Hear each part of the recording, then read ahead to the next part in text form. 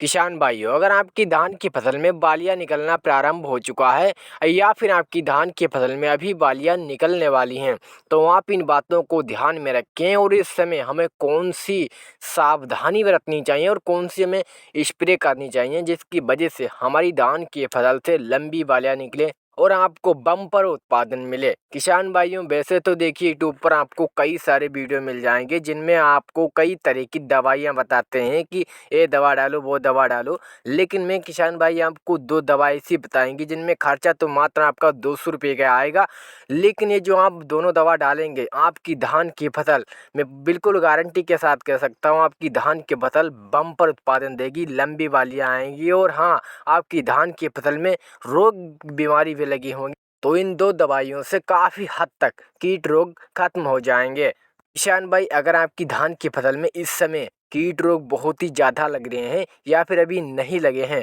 तो भैया आप अपनी धान की फसल, अगर आपकी धान की फसल लगभग 60-70 दिन की हो चुकी है तो आपकी धान की फसल बालियाँ देने की अवस्था में है। ऐसे में आप अपनी धान की फसल की अच्छी तरह से देख रेख करें, क्योंकि यही वो समय है जिसमें कीट रोग बहुत ही ज़्यादा लगते हैं, जिससे कि आपकी धान की फसल बर्बाद हो सकती है, आपकी पूरी मेहनत मिट्टी में मिल सकती है। तो आप इस समय काफ़ी ध्यान में रखें और आप अपने धान की फसल में पानी ना कम करें, नमी बनाए रखें। किसान भाई, बालियाँ निकलने से पहले या फिर बालियाँ निकलते समय हमारी धान की फसल को जो सबसे ज़्यादा ज़रूरी होता है वो होता है पोटास और बोरान। अगर हम इस समय पोटास और बोरान की मात्रा अपनी धान की फसल को देते हैं तो हमारी धान की फसल बहुत ही अच्छी तरह से ग्रो करती है और काफ़ी हमें अच्छा उत्पादन मिलता है। किसान भाई, आप इस समय अपनी धान की फसल बस कीट रोगों से बचा लीजिए और आप अपनी धान की फसल में ये दो दवा डाल दीजिए, बस आप और कुछ मत कीजिए। आपको धान की फसल से भैया इतना भयंकर उत्पादन मिलेगा कि आप यकीन नहीं करेंगे। आप NPK 05234 आपको इसकी मात्रा 1.5 किलो प्रति एकड़ के हिसाब से लेनी और साथ ही आपको बोरान की मात्रा लेनी है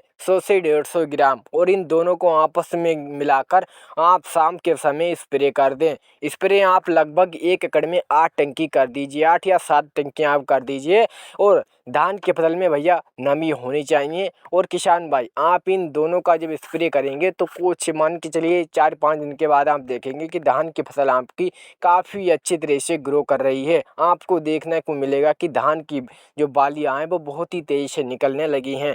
किसान भाई, खाद उर्वरक आप धान की फसल में जितना डालना चाहते हैं आप डाल सकते हैं, लेकिन भैया आप ज़्यादा ना डालें, क्योंकि बहुत से ऐसे किसान भाई होते हैं जो अपनी धान की फसल में बहुत खाद उर्वरक रासायनिक तरह तरह की दवाइयाँ डालते हैं, लेकिन उन्हें उत्पादन काफ़ी कम मिलता है। और कुछ ऐसे किसान भाई होते हैं जो कि काफ़ी कम खाद रासायनिक उर्वरक डालते हैं और उन्हें काफ़ी भयंकर उत्पादन मिलता है। फ़र्क इतना होता है कि वो जानते हैं कि हमें किस समय कौन सी खाद डालनी चाहिए और कितनी मात्रा में, और हमें ओरिजिनल ही लेनी चाहिए, क्योंकि उन्हें पता है कि हमें कौन सी खाद कब डालनी चाहिए और वो ओरिजिनल ही होनी चाहिए। क्योंकि ज़्यादातर जो मार्केट में हमें दवाइयाँ मिलती हैं वो लोकल होती हैं, इसलिए आप कोई भी फसल तैयार करें, उस फसल में कोई भी कीट रोग लगा तो आप उसका फोटो खींच लीजिए और उसी को दिखाकर आप दवा लीजिए ओरिजिनल।